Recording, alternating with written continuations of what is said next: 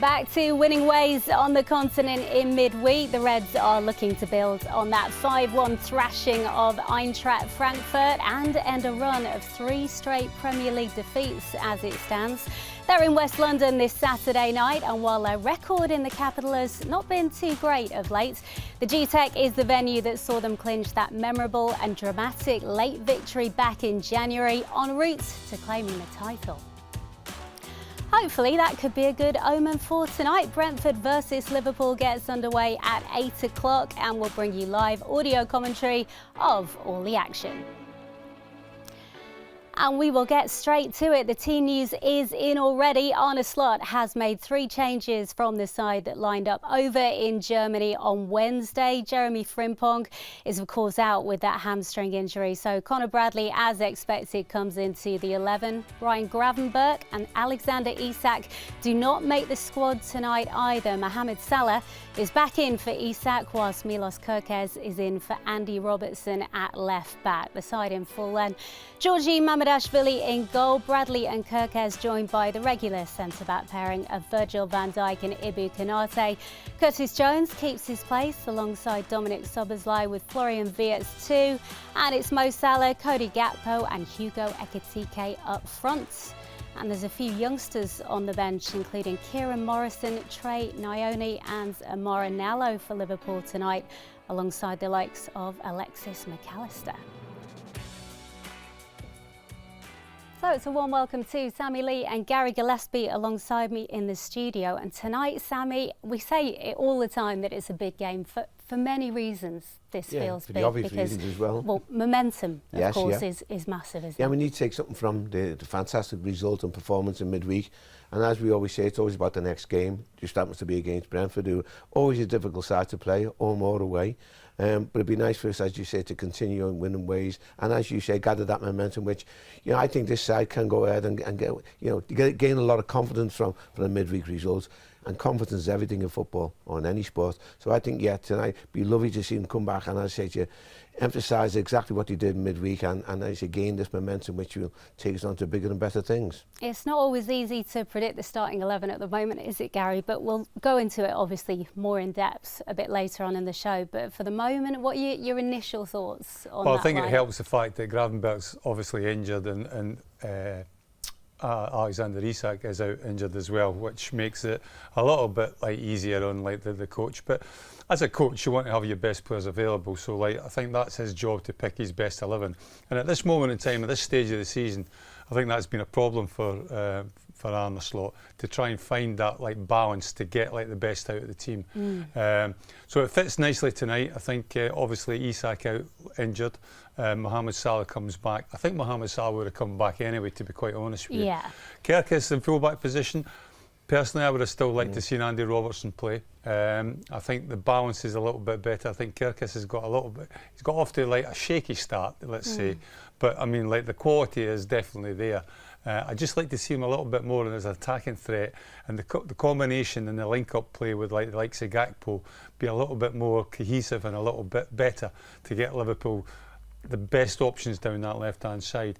But listen, it's a quality side, isn't it? And against a Brentford side that have proved really difficult to play against in past seasons, albeit the results that we've got down there. I think we've won the last 3 times that we've gone there. So, but in saying that, they're always tight games. I think Nunez scored in an extra time to win the game last year.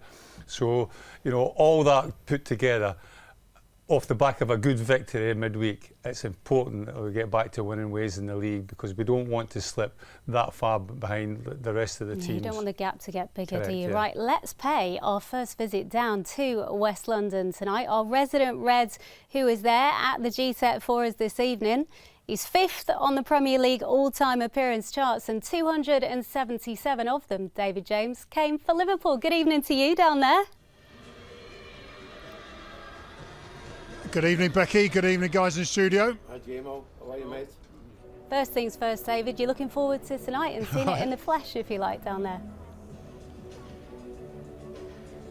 Absolutely. It is a little bit chilly here, I have to say, and But this is a wonderful stadium. Been here many times to watch games. The atmosphere will be rocking, and just like the guy said in the studio, as long as Liverpool can get the 3 points, get us back up towards challenging for the top spot, then it'll be a good night of football for us all. I think, as you say, JMO, sorry, go on, Sammy. it's a bit of a fortress for them down there, that new stadium, JMO, isn't it? Right? They lost to City, if I remember right, 1-0. So, I mean, it's a wonderful setup here. I know a lot of the guys at Brentford, and they're really doing well, but that shouldn't stop Liverpool from coming here to get 3 points. As I say, making it a good game of football. Yeah, that defeat to City is their only defeat at home so far this season, David. So what kind of a game awaits Liverpool at the Gtech tonight? Oh, God, that's a really good question, Becky. I've been looking at Brentford's form, looking at their style of play. Something I think they'll be looking at to get at Liverpool will obviously be the long balls over the top. Shard, who's not one of their top goal scorers, that's down to Thiago, but Shard, he is quick, he is fit, he'll be able to get, as I say, if there's opportunities, those quick turnovers. Again, the concern for Liverpool would be, as Arne Slot has said, in transition or, in counter-attack, the speed that Brentford have, that could cause Liverpool problems. But however, the fullbacks have been changed, as mentioned, that starting lineup, and they should hopefully be able to handle any of that Brentford effect, as well as, which we will talk about at some point, the fact that they got a thing called a long throw, Sammy. I remember watching you play when the long throw was fashionable. Yeah, well, everything was fashionable against me, Jamie, I've got to be honest here.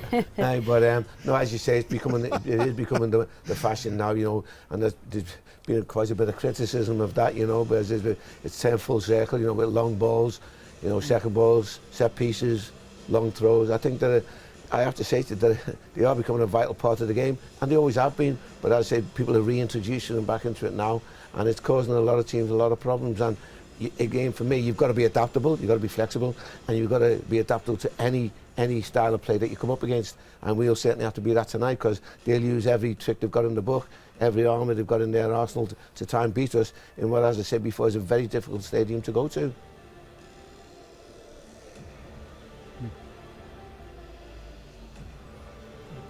David, what are your thoughts on the Liverpool team then? Obviously you touched on the fullbacks there, but probably no surprise that Mo Salah comes back in, Alexander-Isak not fully fit for this one, and no Ryan Gravenberch either in this squad. Yeah, Gary said there in the build-up just a few minutes ago, I think for Arne Slot, in some ways there was possibly a headache avoided with regards to team selection. As you say, Mo Salah would guarantee to start with Isak out. It would have been interesting to see what would have happened had Isak been fully fit for this game. However, Mo has an opportunity to do what everyone knows he's very capable of doing, which is scoring goals and getting Liverpool into winning ways.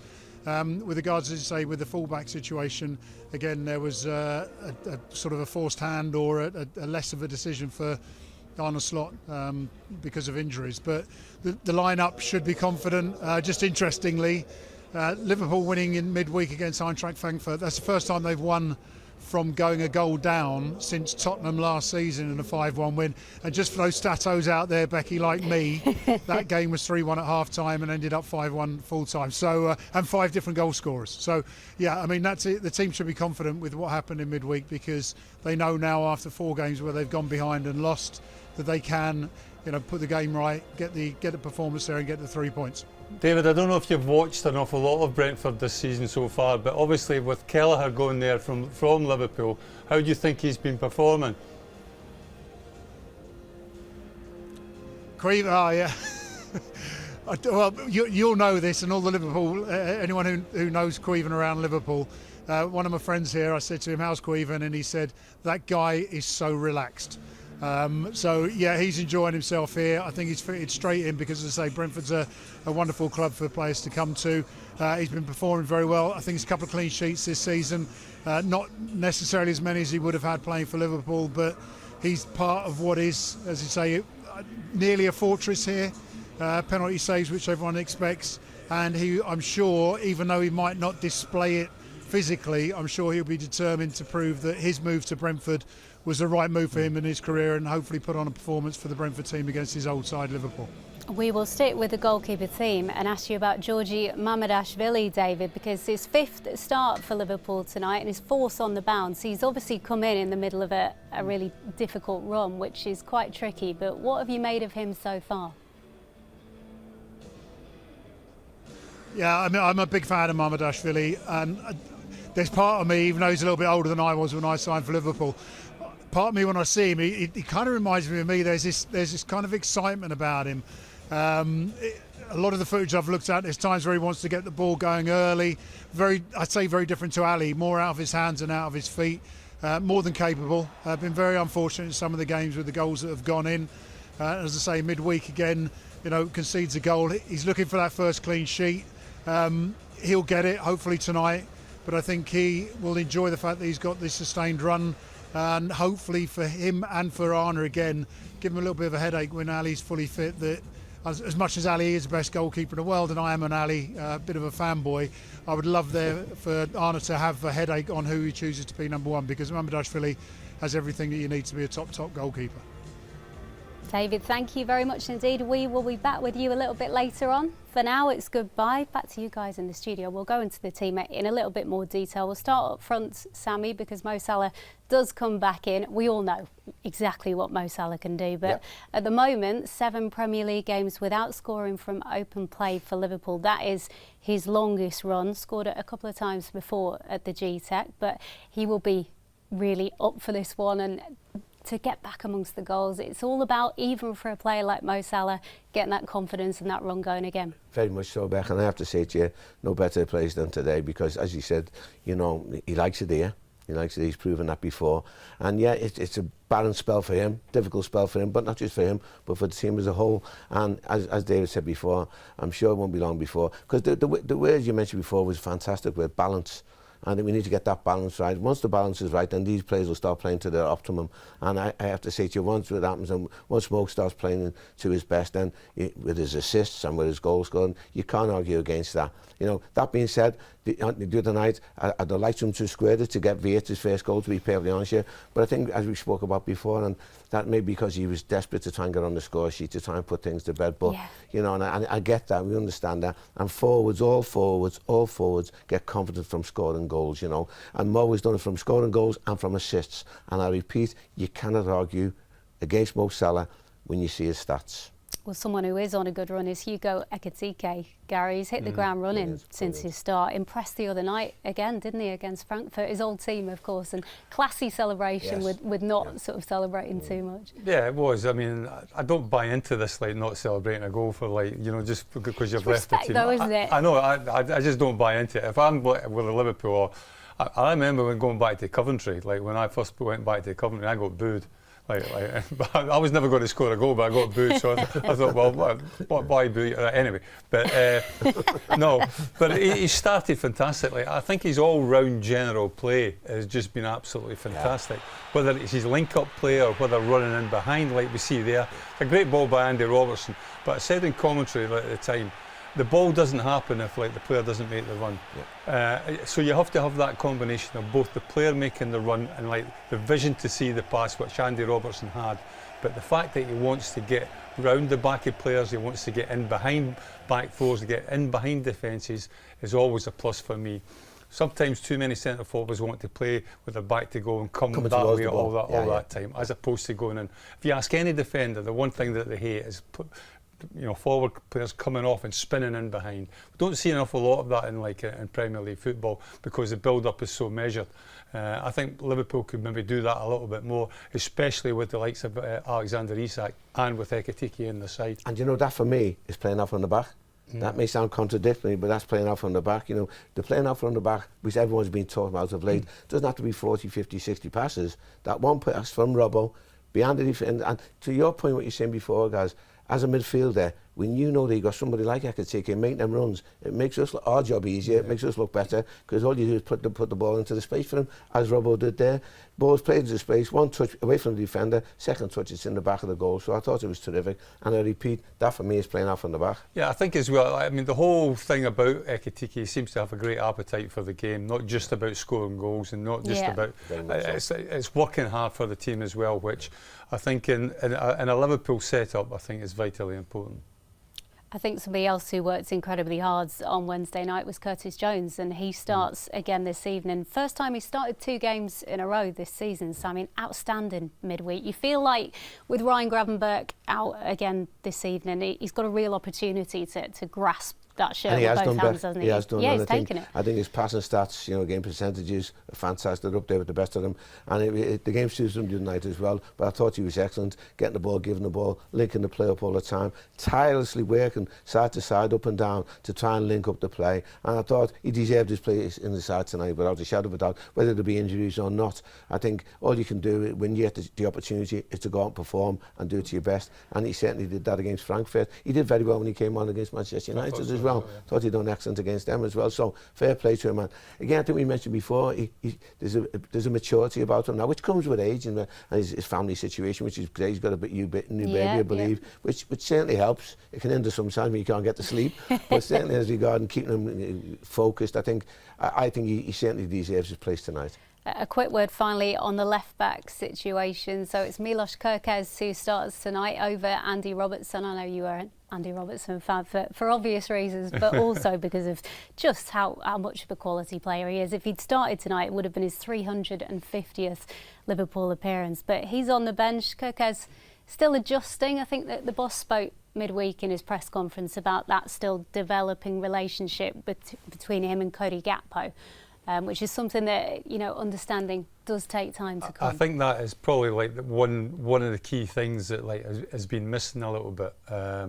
I think when we saw him with Bournemouth, he was a really attacking fullback. I don't think we've seen so much of that since he's been in a Liverpool jersey. I thought there'd be a little bit more rotation from the beginning of the season between the two of them, to be quite honest with you, with Kerkez and Robertson. But it seems to be that Kerkez is his #1 choice from Arne Slot's point of view, and Robbo will just come in now and again. But I mean, Robbo will get his 350th game, I'm sure, that come by the end of the season, because he's too good to keep out the side at times, and he will play that game. And he has been a fantastic servant to Liverpool Football Club, and hopefully he can still be that throughout the course of this season. I like Andy Robertson. And Becky, just to prove it's not a Scottish thing, it's not that. I agree with you. I think Robbo should have started time. But again, who am I or who are we to criticise or argue against Arne? But for me, I'd have started Robbo again tonight. I think you can see, the managers, the merits of both players playing in that position. Just to me, at this moment in time, that Kerkez just seems to have that little bit lacky confidence. Once he gets that, and I'm sure he will do, then I think that we'll see the best of him. Yeah, he started all the Premier League games so far this season, Milos Kerkez, and he starts again tonight. Right, we can hear from the boss now. Arne Slot spoke to the press ahead of tonight's game about the subject of settling on a best starting 11. It's not only about the new signings and that changes things. I think it's about having a lot of very good players. So what is your best lineup? I think a lot of things go into that. The team you face, the tactics the other team plays with, the form of the player, the connections between the players. I think if you look at all the big clubs in the world, they all have more than 11 players that can play a game. And for me, it has always been something I expected after the many changes we've had during the summer, that it could go also even after we won 7 games in a row. I always felt like, as a team you need to grow, and if you need to grow and if you have to adapt to each other, you can also have moments in the season where things are a bit more difficult, especially if the fixture list is as it was, because when we've lost 4, I said to myself 3 of them were away, and then I was looking at the schedule and I thought, another 2 away games coming with Frankfurt and Brentford on the fixture list. So these things also take into account that you can have a little bit of more difficulty. But it's always normal if you have a lot of changes that things go well, but we have to find a way of growing together, and then when things click, we need to be the best team we can be. You mentioned about negativity, possibly externally. So how do you block it internally? How do you keep that focus on only the positive things rather than the potentially overwhelming negative noise that is coming from outside? I don't think I would use the words negativity, but what I mean with that is that there is more focus on, let's say, the second half against Frankfurt. I think everybody said, what a control, they just keep ball possession. When we were trying to do the same thing in the first half against United, because you cannot go, if there are 11 players behind the ball in one pass, ideally you can, but it's not so simple. And when then Ibu waits a bit longer, waiting for the right option to find, then it's they need to hurry up more. And then he finds Alexander-Arnold in between line and he finds Dom. So that is the difference what scoreline does to the opinion of people.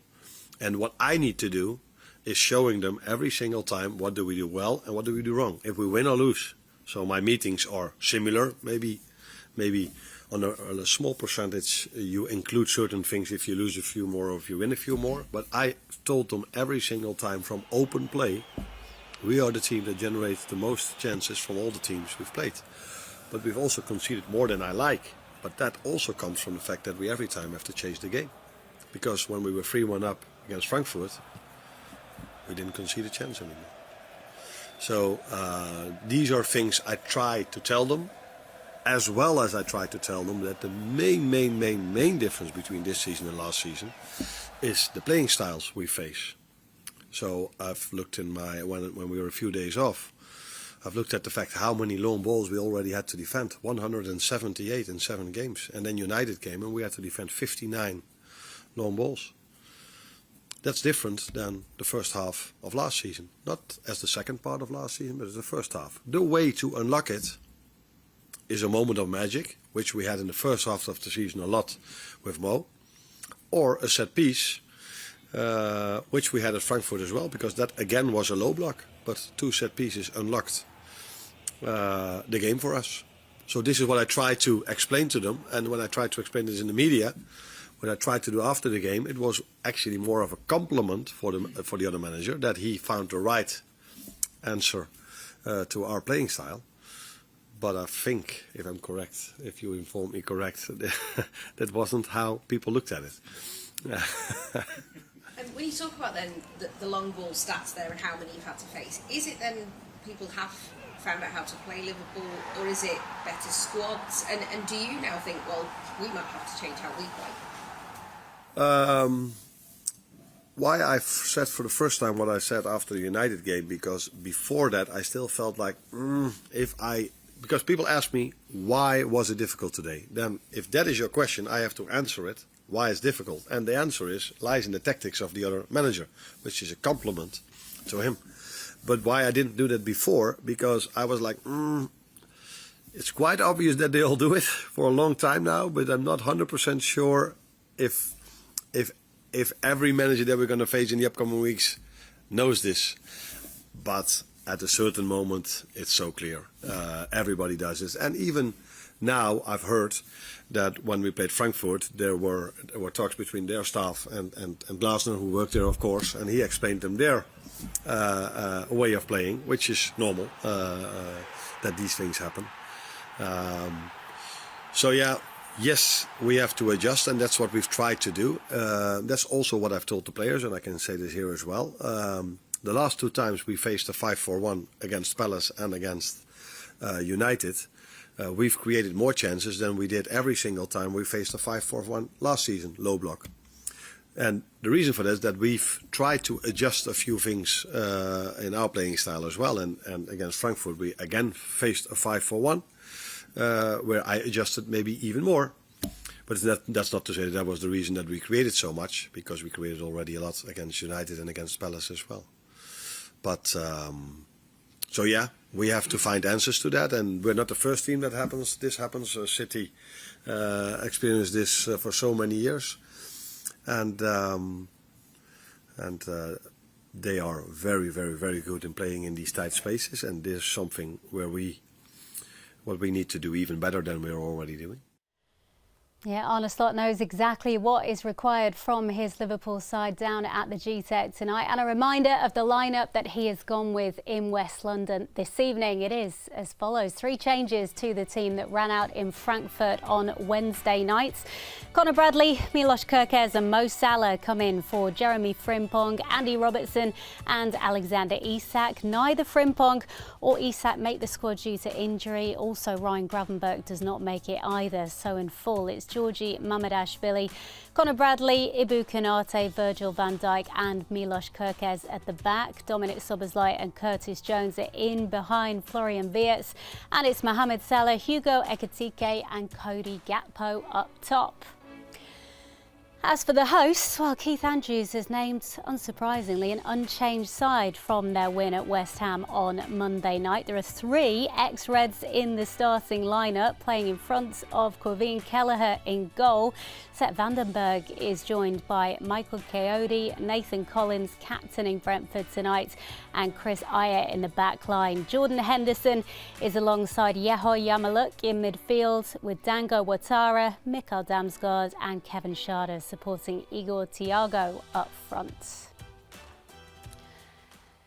And we're going to cross back down to the Gtech right now and reunite with David James, who is pitch side in West London for us this evening. David, just to get your thoughts on Brentford in general, because they've had such a shake-up over the summer, not only losing their manager in Thomas Frank, but big players as well, that a lot of people thought they would be struggling, but they're holding their own so far. What have you made of them in the games that you've seen of them?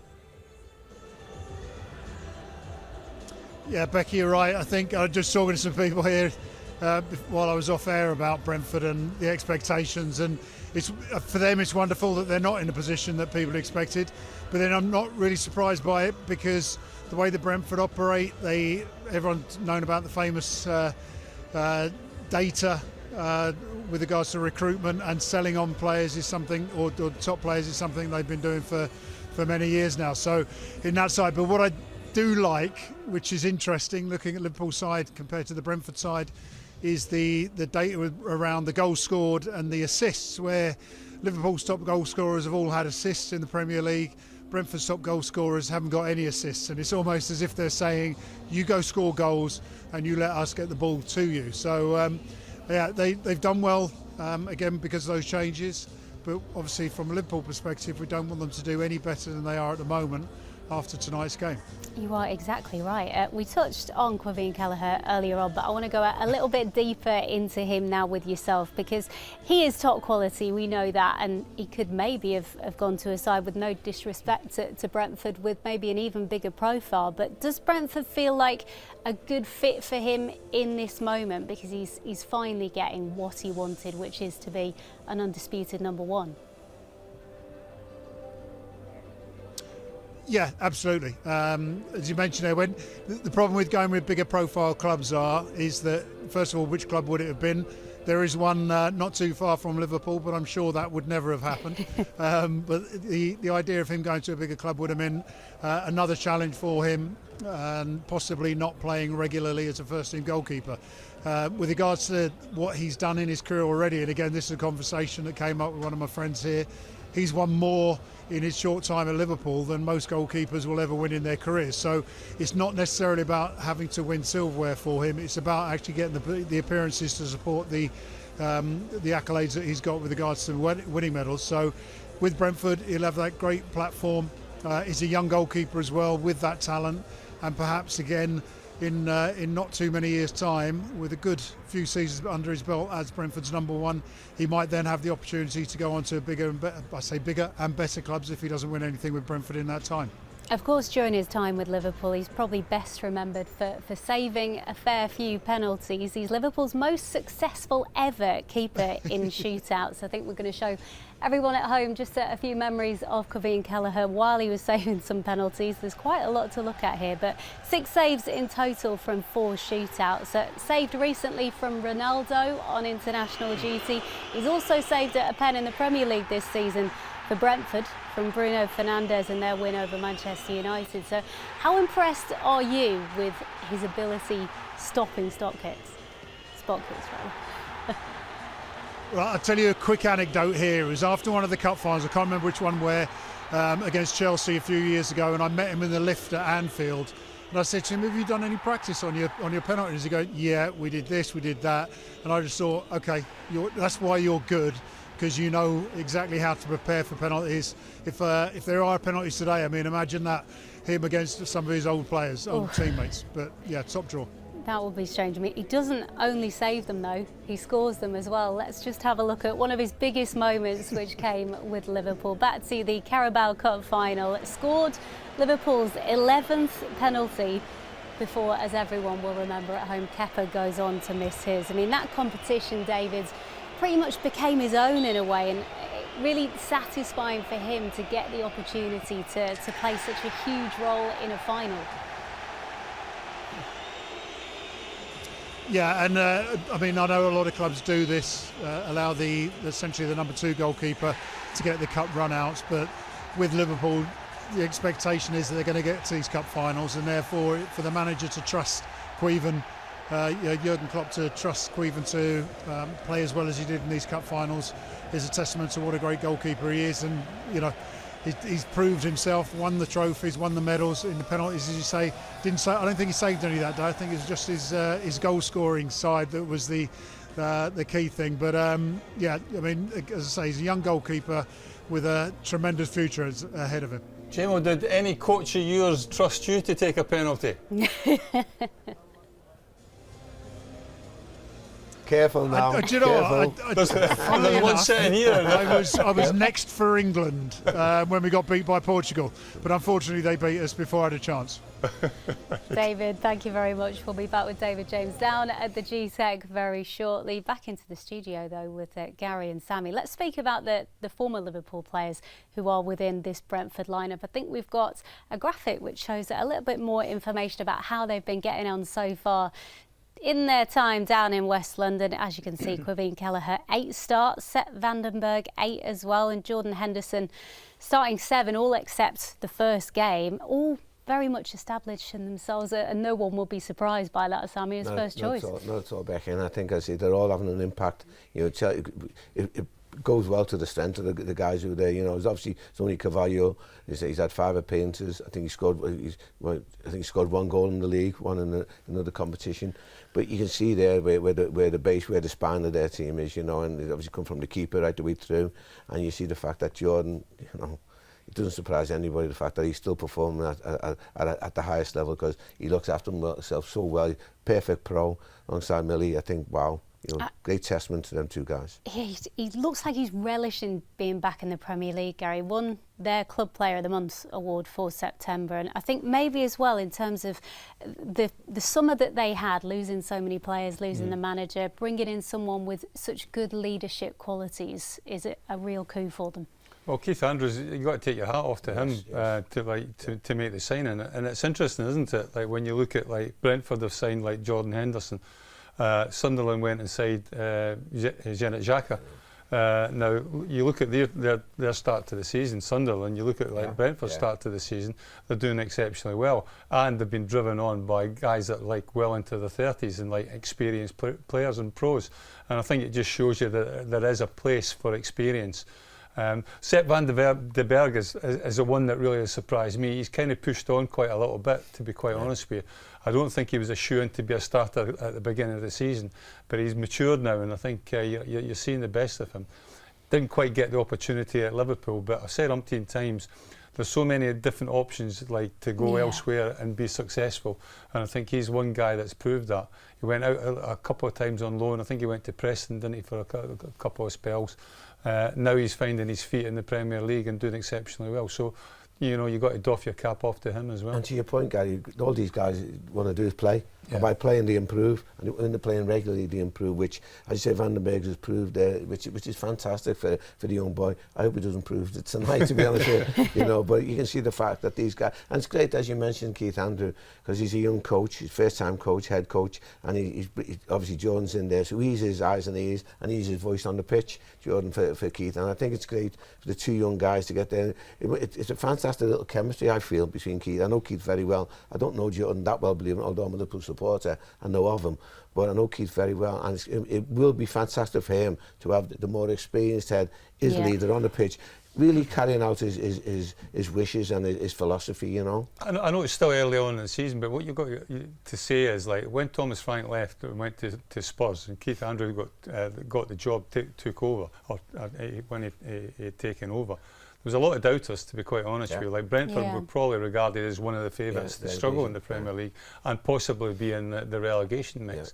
It doesn't look that way from what I've seen so far in the performances, and certainly in the position in the league. Well, Jordan Henderson is definitely helping with that. It feels like the opportune time to take a look back at some of the highlights of his Liverpool career. Of course, it was back in 2011 that he was signed by Kenny Dalglish, it was at the time, and was with Liverpool for a total of 12 years, Sammy, 7 trophies, just shy of 500 appearances, 492 he clocked up, 33 goals. I mean, in that time span, he battled through quite a lot, especially in the early days. So it's so important to some of the best times this club has had in recent seasons. Very much so. I think people are always comparing him with Stevie Ray at the end. He was, you know, trying to say like he wasn't the player he was, but he's his own player.